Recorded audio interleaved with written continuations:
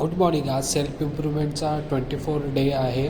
तर आज स्टार्टिंगला मी स्ट्रेचिंग केली बॉडीची, की बॉडी इंजरी नको होण्यासाठी थोडा वॉर्मअप केला, की वॉर्मअप केल्याच्या नंतर बॉडी कशी इंजरी नाही होते, एकदम बेटर वाटतं.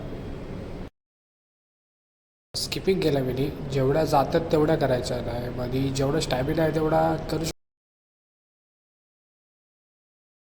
सूर्यनमस्कार मारलेच पाहिजे, की बॉडीचे इंजिन, बॉडीचं ब्लड सर्क्युलेशन वाढत राहतं. त्यामुळे सूर्यनमस्कार मारलेच पाहिजे.